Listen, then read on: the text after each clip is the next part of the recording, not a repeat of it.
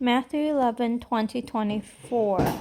So there are cities that I guess his disciple and Jesus went through that where they performed miracle, they healed, they preached the good news, but the people there were unrepentant, did not respond, and so there Jesus says this woe to them that the ancient cities that were destroyed because of their like sins, if they saw what was being done here, they would have repented, and they would have, like, even Sodom and Gomorrah, they would have lasted until this day, the day that Jesus came and said this.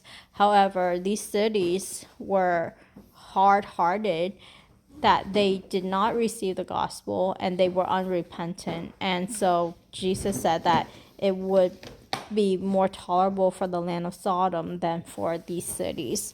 And previous to this, Jesus did talk about how, you know, like I remember talking about just like different degree of punishment for sins. And through this, I actually see another truth, that God knows the outcome. God knows that if this happened, this would have happened at this time. And so he said he knows that if he sent this level of like miracle, those city would have repented and would escape punishment. However, God in his wisdom kind of like reveal like depending on how much like they deserve. I think like there are natural evidence, there are evidences in our personal lives. Like he doesn't overwhelm us with undeniable proof, like he doesn't prove it beyond a shadow of a doubt. I think he just proved his existence to a reasonable degree of without a reasonable doubt. Like it's reasonable, like he doesn't, otherwise we really don't have a choice. If it's just overwhelmingly like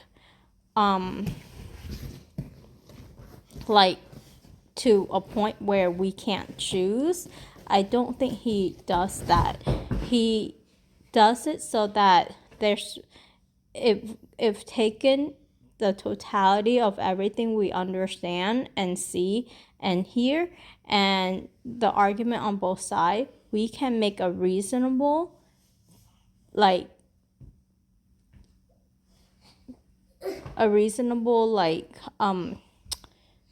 case for our faith. That's where he is at.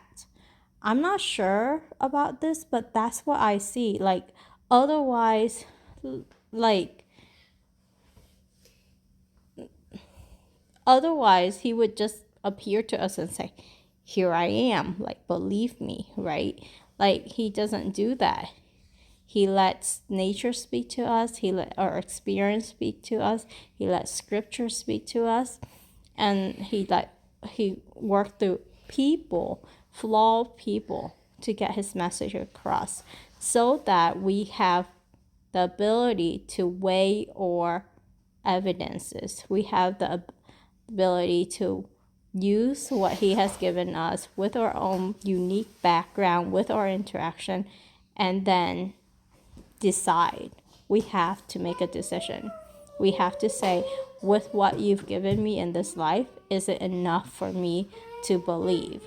Or are you going to say, no, my way is the highway and I don't believe you unless you like 100% show me it without any like room for error, kind of like thing. Some people, I've been in a court where there's a juror who, she said pretty much 99% of the evidence point to that that person is guilty, and she just would, because that 1% is not there, she would say that he's not guilty.